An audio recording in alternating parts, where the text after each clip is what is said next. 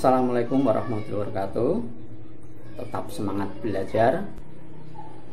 Kita masih belajar IPA bersama saya, Surandi. Namun sebelumnya saya sampaikan kata-kata dari orang bijak, ya. Buku adalah jendela dunia. Membaca buku merupakan suatu cara untuk membuka jendela tersebut agar kita bisa mengetahui lebih tentang dunia yang belum kita tahu sebelumnya.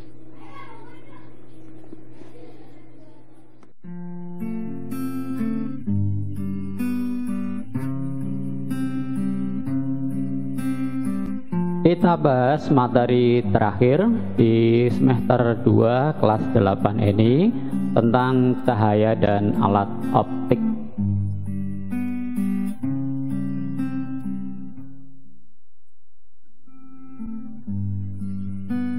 Sifat cahaya dan proses pembentukan bayangan. Sifat-sifat cahaya. Cahaya itu memiliki beberapa sifat, yaitu merambat lurus, dapat dipantulkan, dapat dibiaskan, dan merupakan gelombang elektromagnetik yang dapat merambat di ruang hampa udara. Cahaya merambat lurus. Dari percobaan ini, ya, lilin dinyalakan, kemudian ada kertas, kasih lubang, ya, ini kasih lubang. Nah, kalau antara cahaya lilin lubang ke mata ini lurus, maka mata ini bisa melihat cahaya lilin ini. Tapi kalau ini digeser, maka menjadi tidak bisa melihat. Ini untuk buktikan bahwa cahaya itu merambat lurus.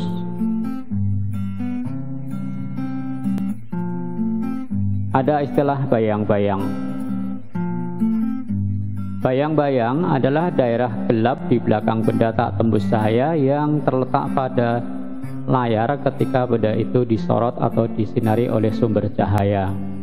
Bayang-bayang ini bentuknya sama dengan bentuk aslinya, hanya ukurannya lebih besar. Ada dua jenis bayang-bayang, yaitu umbra, ya, bayang-bayang inti, dan penumbra, bayang-bayang kapur. Umbra adalah bayang-bayang yang tidak menerima cahaya sama sekali, sedangkan penumbra adalah bayang-bayang yang menerima sebagian cahaya sehingga nampak samar-samar atau kabur. Cahaya dapat dipantulkan. Cahaya itu dapat dipantulkan. Ya, setiap benda itu bersifat memantulkan cahaya. Dalam hal ini ada dua jenis pemantulan cahaya berdasarkan keadaan permukaan pemantulnya, yaitu pemantulan baur atau difus dan pemantulan teratur. Ini pemantulan difus, ya, atau pemantulan baur. Bidang pantulnya tidak rata sehingga sinar yang datang pun dipantulkan juga tidak teratur.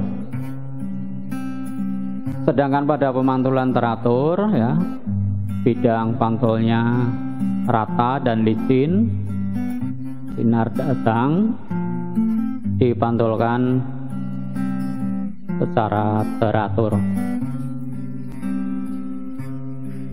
Hukum pemantulan cahaya dikenal dengan hukum Snellius. Sinar datang, garis normal, dan sinar pantul terletak pada satu bidang datar. Besarnya sudut datang sama dengan sudut pantul.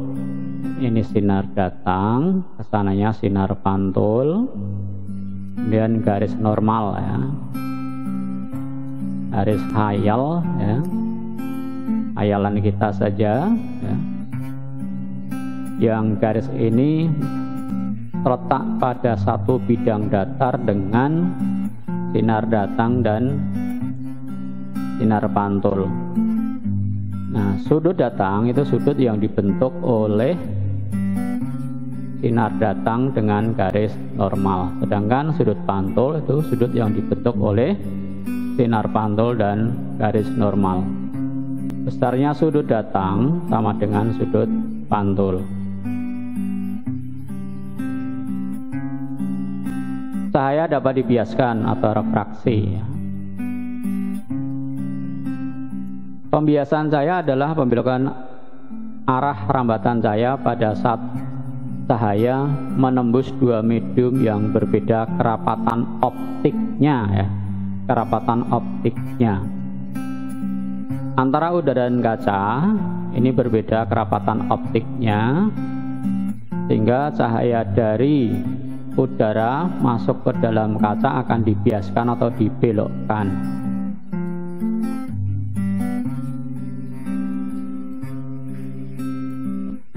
Untuk memudahkan mengingat dari hasil penelitian, kalau dari kerapatan yang renggang ke yang rapat itu mendekat, membiaskannya, membelokkannya mendekati garis normal. Dari renggang ke rapat, beloknya mendekat garis normal. Memudahkan mengikat, dari renggang ke rapat itu mendekat.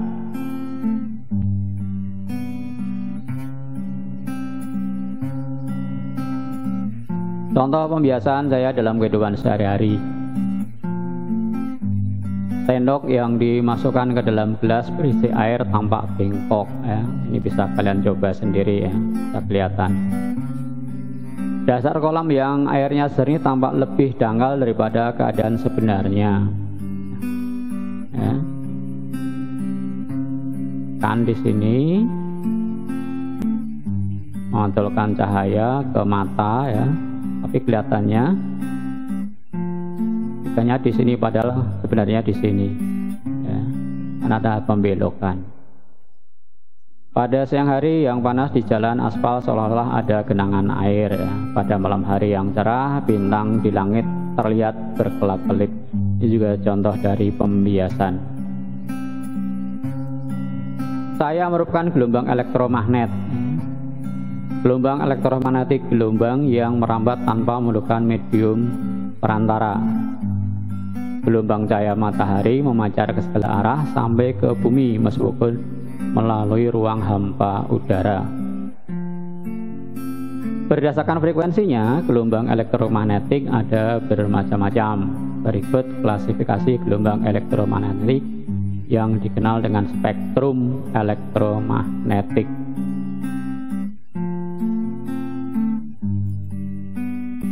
Ada sinar gamma, sinar X, sinar ultraviolet, inframerah, gelombang mikro, gelombang radio. Semakin ke sana panjang gelombang semakin pendek, energinya semakin besar. Nah, cahaya tampak itu hanya di space ini.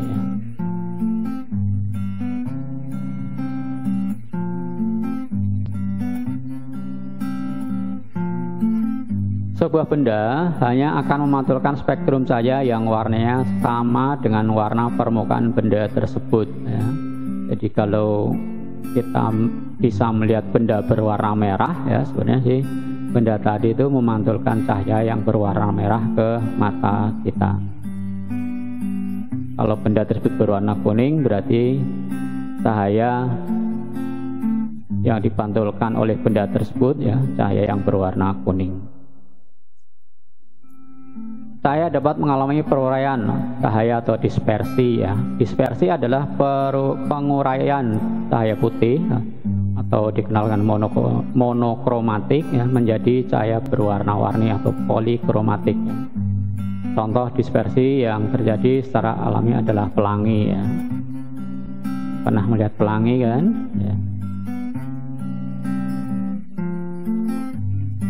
Pembentukan bayangan pada cermin. Pembentukan bayangan pada cermin datar. Cermin datar Untuk melukiskan pembentukan bayangan sebuah titik diperlukan 2 buah sinar datang ya. Kita anggap sini ada titik ya, titik ini. Untuk menentukan bayangan dari titik ini minimal diperlukan 2 buah sinar datang ya. Di sini terlihat warna merah dan yang warna hijau. Nah, kalau titik yang ini yang mana sinarnya? Ini sinar warna biru sama yang hitam ini ya.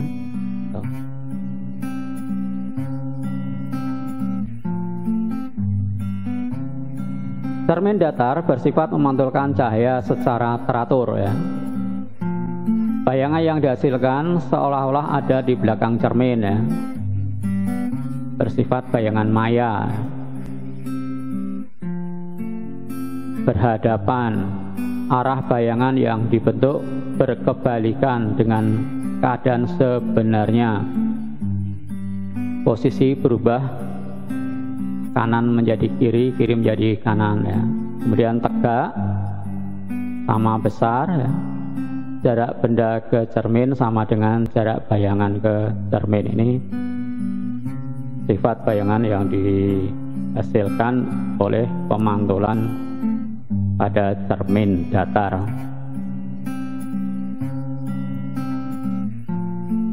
Bayangan yang dibentuk oleh 2 cermin dengan sudut alfa. Ini ada rumusan dari hasil penelitian para ahli ya. Dirumuskan banyaknya bayangan yang terbentuk ketika ada 2 cermin membentuk sudut alfa ya. Itu N sama dengan 360 per alfa dikurangi 1 dengan N, banyaknya bayangan. Alfa itu sudut antara 2 cermin ya. Maaf, ini salah ketik. Alfa sama dengan sudut antara 2 cermin yang dibentuk kedua cermin. Jadi kalau cermin ini membentuk 90 derajat ya, berarti N sama dengan 360 dibagi 90 dikurangi 1. 360 dibagi 90 itu 4, 4 dikurangi 1, 3. Berarti kalau cermin membentuk sudut 90 derajat, maka akan didapatkan bayangan sebanyak 3 ya, 3 buah bayangan.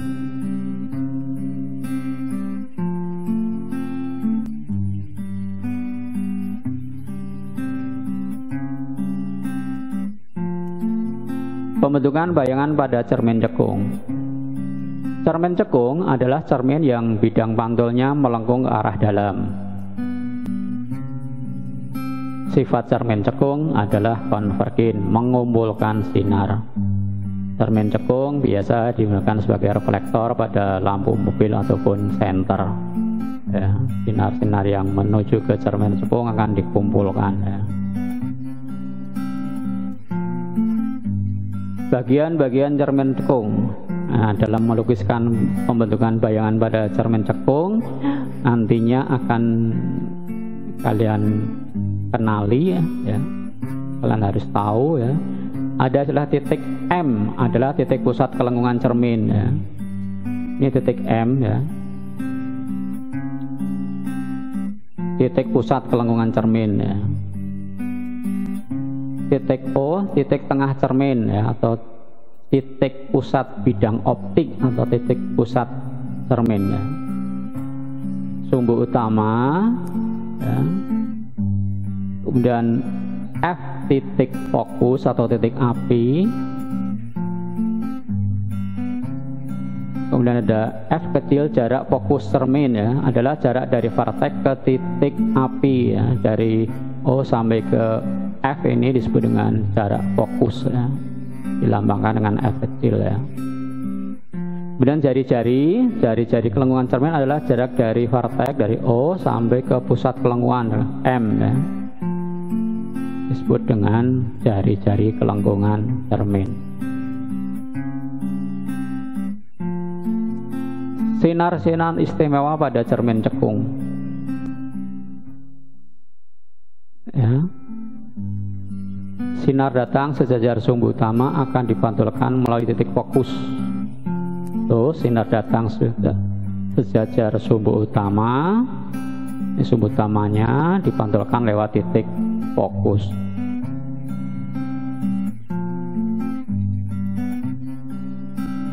Sinar datang melalui titik fokus akan dipantulkan sejajar sumbu utama. Ya, sinar datang melalui titik fokus akan dipantulkan sejajar sumbu utama.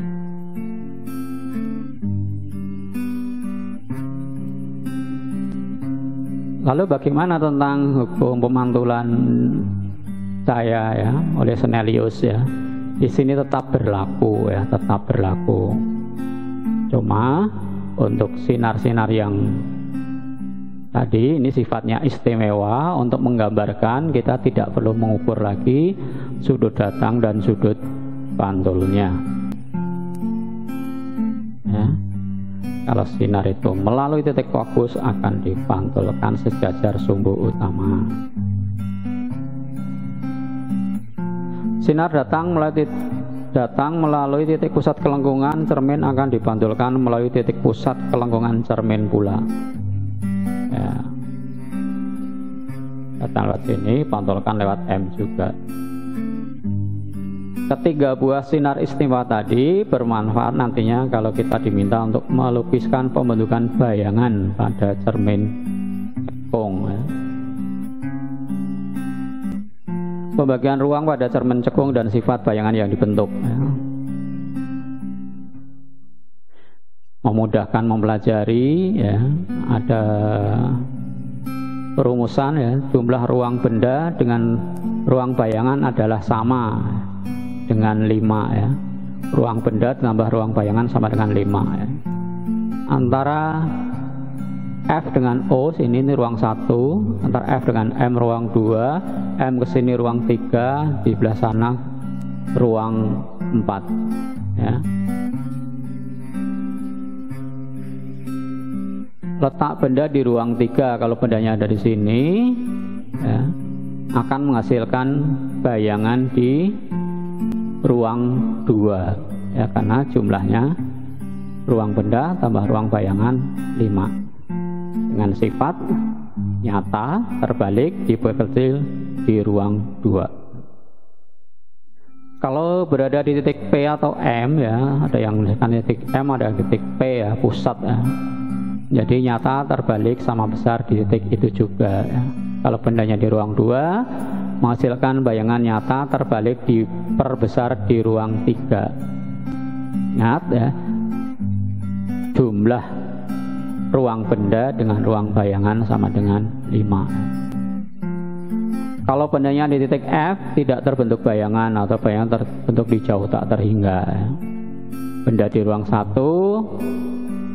bayangnya terbentuk maya tegak diperbesar di ruang 4 ya.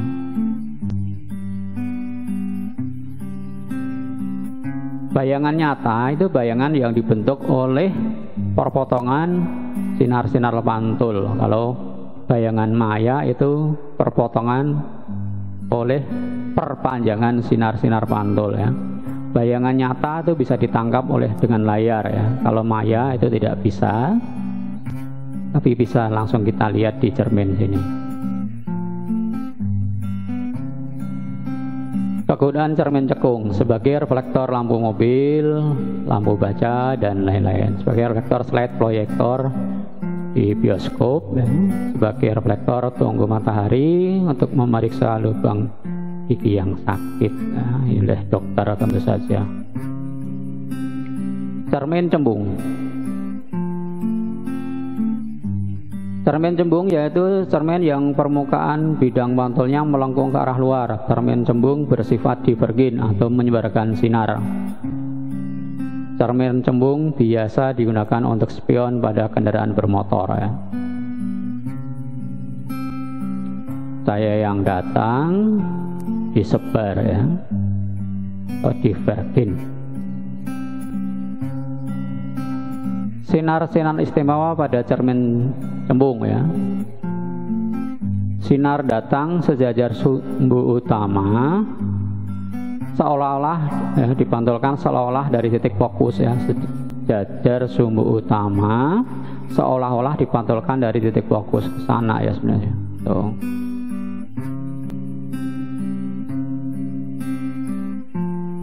Sinar datang yang menuju titik fokus dipantulkan sejajar sumbu utama. Nah, seakan-akan ke titik fokus dipantulkan sejajar sumbu utama.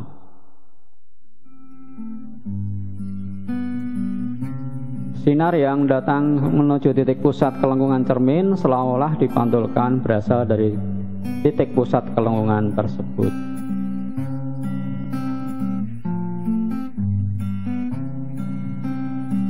Ya, karena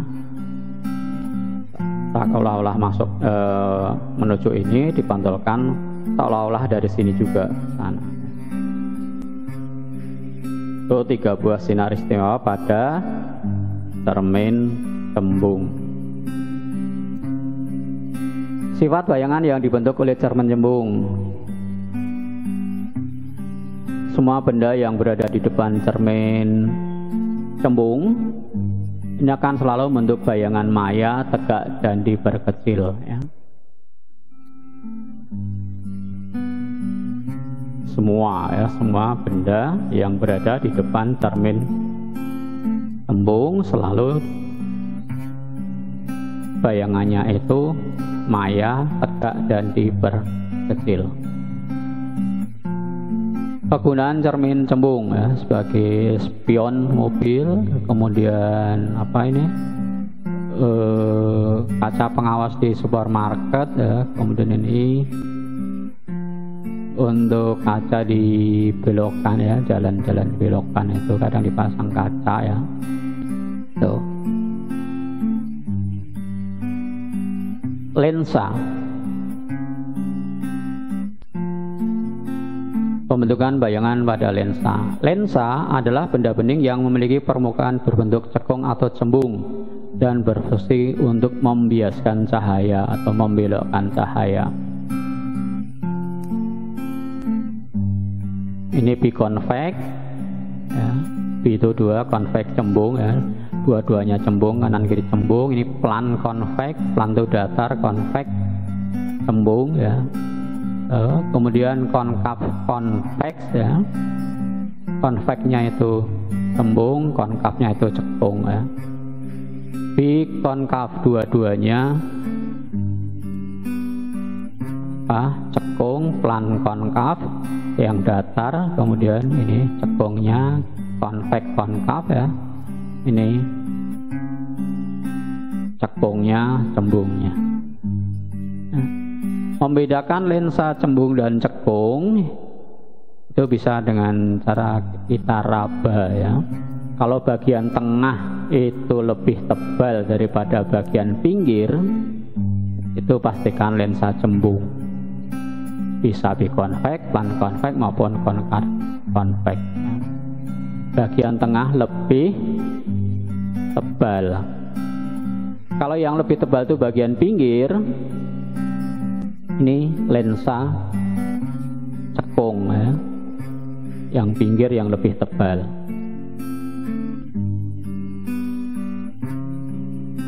Lensa cembung. Sinar-sinar istimewa pada pembiasan cahaya oleh lensa cembung. Sinar datang sejajar sumbu utama akan dibiaskan menuju titik fokus aktif, ya. Tuh, ya. Sejajar sumbu utama biaskan lewat titik fokus. Sinar datang melalui titik fokus dibiaskan sejajar sumbu utama.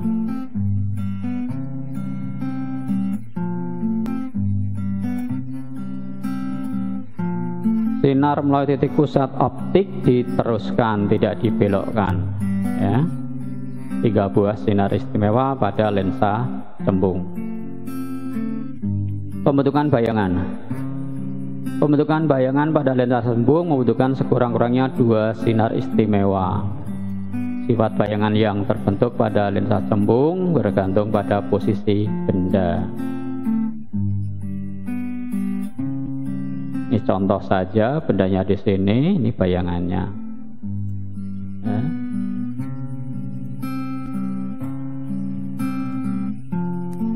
Pembiasaan pada lensa cekung.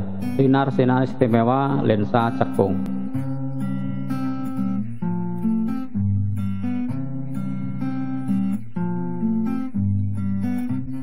Sinar datang sejajar sumbu utama lensa seolah-olah dibiaskan berasal dari titik fokus ya. Sejajar sumbu utama dibiaskan seolah-olah berasal dari titik fokus dari sini ke sana.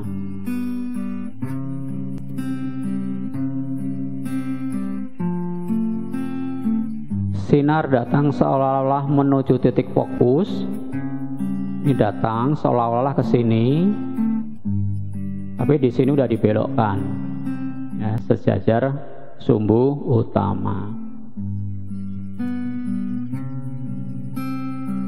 Sinar datang melalui titik pusat optik, titik O ya, akan diteruskan tanpa dibiaskan ya, tanpa dibelokkan. Itu tadi 3 buah sinar istimewa pada lensa cekung. Pada lensa cekung, benda yang terletak di depan lensa akan selalu menghasilkan bayangan maya tegak diperkecil dan terletak di depan lensa.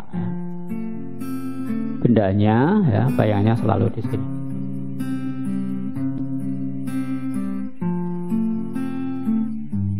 Persamaan-persamaan pada cermin dan lensa.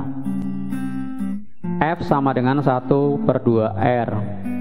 1/F sama dengan 1/S ditambah 1/S aksen. M sama dengan, ini tanda mutlak ya, S aksen dibagi S.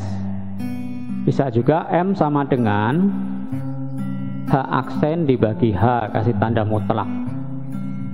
Kemudian D sama dengan 1/F, dengan F itu jarak fokus, S jarak benda, S aksen jarak bayangan, M perbesaran, H tinggi benda, H aksen tinggi bayangan, D kekuatan lensa.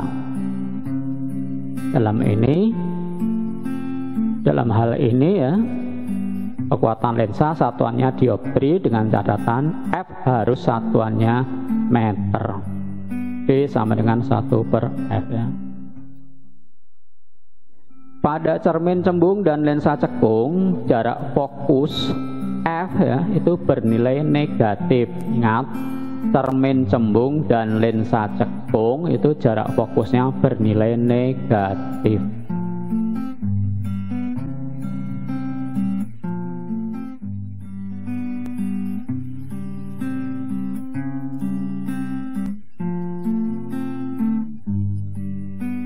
Bagian B, indera penglihatan manusia dan hewan.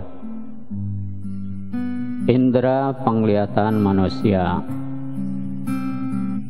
Manusia memiliki mata yang berfungsi sebagai indera penglihatan. Mata kita dapat melihat benda-benda karena adanya cahaya yang mengenai benda tersebut kemudian dipantulkan ke mata kita. Dulu ahli sempat berpendapat bahwa melihat itu cahaya dari mata ke benda. Tapi setelah lakukan telaah penelitian kemudian disepakati sampai sekarang bahwa kita melihat benda itu cahaya dari benda ke mata, bukan dari mata ke benda.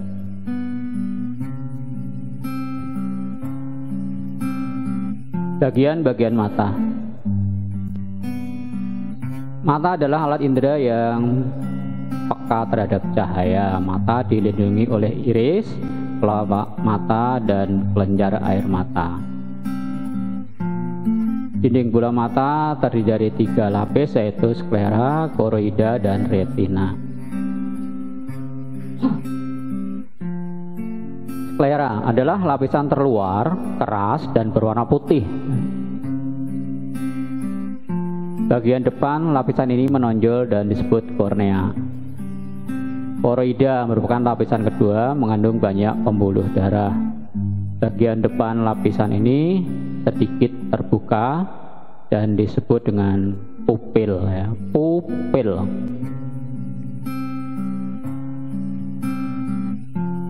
Sel-sel koroida di sekitar pupil mengandung warna yang disebut dengan iris ya. Lensa mata berbentuk biconvex ya, cembung depan belakang, seperti lensa pada kaca pembesar atau loop ya. Lensa mata bersifat fleksibel ya. Ada istilah daya akomodasi. Daya akomodasi adalah kemampuan otot siliar mata untuk menebalkan atau memipihkan lensa mata. Ini berkaitan untuk mengindra atau untuk melihat benda yang jauh dan yang dekat, dengan mengatur ketebalan dari lensa mata oleh otot-otot yang ada dalam mata ya. Kemampuan menebal dan menipisnya lensa mata disebut dengan daya akomodasi. Retina merupakan sel-sel yang sensitif terhadap cahaya matahari atau saraf penerima rangsang atau sinar ya, atau fotoreseptor yang terletak pada bagian belakang mata dan retina ya. Retina terdiri atas dua macam sel fotoreseptor, yaitu sel batang dan sel kerucut. Sel kerucut itu memungkinkan melihat warna tetapi membutuhkan cahaya yang lebih terang, sedangkan sel batang akan menunjukkan responnya ketika berada pada tempat yang redup. Sel batang mampu menerima rangsang sinar tidak berwarna. Sel-sel batang yang mengandung pigmen yang disebut dengan rhodopsin, yaitu senyawa antara vitamin A dan protein. Bila terkena sinar terang, rhodopsin terurai dan terbentuk kembali menjadi rhodopsin pada keadaan gelap. Dampak yang kita rasakan ketika kita berada di tempat terang kemudian masuk ke ruangan yang tempat gelap, itu perlu sekian detik ya, sekian 0, sekian detik ya, so kita akan blank, nggak bisa melihat ya. Perlu penyesuaian ya, perlu 0, sekian detik ya, baru kita bisa melihat. Walaupun di tempat yang gelap, dalam ruangan, dalam kamar misalnya, kita masih bisa melihat secara samar-samar. Tapi dari tempat terang ke tempat gelap tadi itu ada 0, sekian detik kita benar-benar blank, nggak bisa melihatnya. Ini kan ada proses dalam mata tadi ya. Gangguan pada indera penglihat, ada yang namanya rabun dekat atau hipermetrop. Ini tidak dapat melihat benda yang berada pada jarak 30 cm kurang lebih dengan jelas. Hal ini karena bayangan yang terbentuk jatuh di belakang retina. Kacamata positif dapat menolong penderita rabun dekat.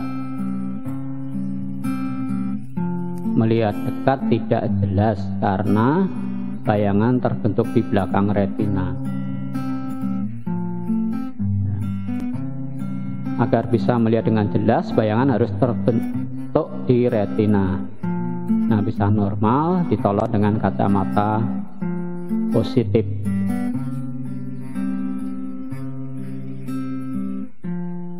Kekuatan lensa kacamata yang diperlukan sesuai dengan rumus pH sama dengan 100 dibagi S dikurangi 100 per pp ya. pH kekuatan lensa kacamata untuk hipermetrop, S jarak benda di depan kacamata, pp punctum proximum, titik dekat mata seseorang. Rabun jauh atau miop, tidak dapat melihat benda yang berada pada jarak jauh atau tak terhingga dengan jelas ya. Hal ini dikarenakan bayangan yang terbentuk jatuh di depan retina ya. Benda yang jauh bayangannya terbentuk depan retina, ini retinanya ya. Ini retinanya sini, terbentuknya di sini. Agar normal ditolong dengan kacamata negatif. Kekuatan atau daya lensa kacamata yang diperlukan sesuai dengan rumus berikut ya. PM sama dengan negatif 100 per PR. PM daya lensa, kemudian PR punctum remotum ya, titik jauh mata ya. Presbiop ya, disebut juga rabun jauh dan dekat atau rabun tua ya. Karena kelainan mata ini biasanya diderita oleh orang yang sudah lansia, lanjut usia ya. Kelainan ini biasanya diatasi dengan kacamata rangkap, yaitu kacamata cembung dan cekung atau dikenal dengan kacamata bifokal. Bagian negatif bagian atas, bagian bawahnya yang positif. Ini untuk memudahkan melihat jauh dan untuk memudahkan melihat dekat ketika membaca. Buta warna. Buta warna merupakan suatu kelainan pada mata yang disebabkan ketidakmampuan sel-sel kerucut mata untuk menangkap suatu warna tertentu. Buta warna itu tidak bisa membedakan warna ya.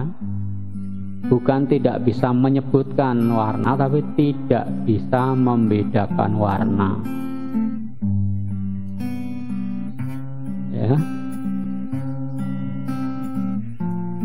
Biasanya untuk tes buta warna disajikan seperti ini ya. Ini ada angka-angka di dalam lingkaran ini. Ya. Kalau seorang yang menderita buta warna, dia bilang nggak ada angka ya, karena dia nggak bisa membedakan warna. Astigmatisma atau dikenal dengan istilah silinder lensa yang tidak dapat memberikan gambaran atau bayangan garis vertikal dengan horizontal secara bersamaan. Untuk mengatasi gangguan ini dapat menggunakan lensa silindris ya. Astigmatisma. Indra penglihatan pada serangga ya. Serangga memiliki banyak sekali mata untuk melihat, disebut dengan mata majemuk ya. Mata pada serangga dikenal dengan mata majemuk.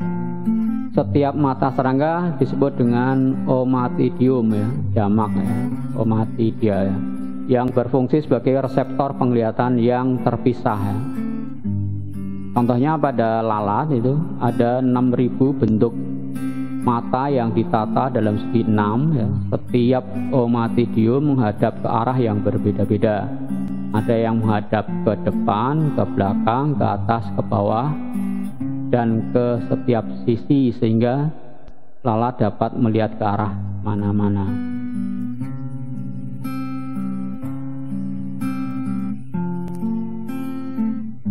Alat-alat optik dalam kehidupan sehari-hari ya. Kamera ya. Bagian-bagian kamera ya, ini kamera analog ya, bukan digital ya, analog ya. Ada bagian diafragma, fungsinya untuk mengatur banyak sedikitnya cahaya yang masuk. Apertur itu lubang masuknya cahaya. Kemudian ada lensa cembung, berfungsi memfokuskan bayangan agar tepat pada film tempat terbentuknya cahaya, terbentuknya bayangan ya.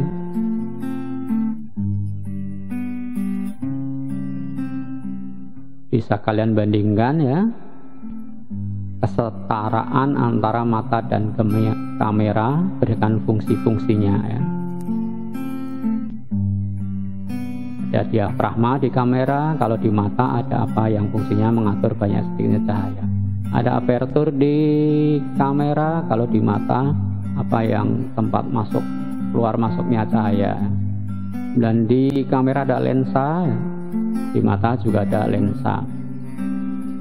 Di kamera ada film tempat terbentuknya bayangan. Nah, di mata ada retina ya. Kaca pembesar atau loop ya, berupa lensa cembung ya. Agar mata tidak mudah lelah saat menggunakan loop atau lensa cembung tadi ya, letakkan benda tepat di titik fokus ya, sehingga bayangan terbentuk di jauh tak terhingga ya. Mata tidak berakomodasi.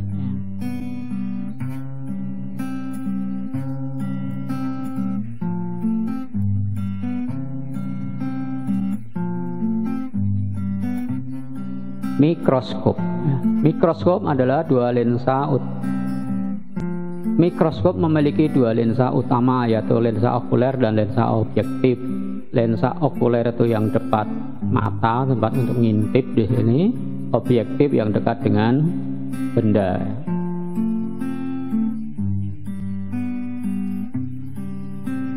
Pembentukan bayangan pada mikroskop.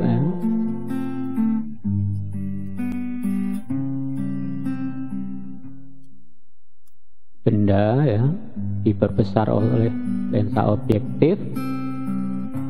Untuk bayangan ini, bayangannya diperbesar ya, bukan bendanya yang diperbesar tadi. Untuk bayangan yang diperbesar dari benda yang aslinya, kemudian bayangan ini dianggap benda oleh lensa okuler, jadi lebih besar lagi. Teleskop. Teleskop adalah alat optik yang dapat membuat benda-benda yang berada pada tempat yang jauh menjadi terlihat dekat. Ada dua macam ya. Teleskop bias sederhana ya, merupakan kombinasi antara dua lensa sembung yang terletak pada bagian pipa. Lensa yang lebih besar adalah lensa objektif, sedangkan yang lebih kecil adalah lensa okuler dekat dengan mata. Lensa objektif membentuk sebuah bayangan dan kemudian bayangan tersebut akan diperbesar oleh lensa okuler.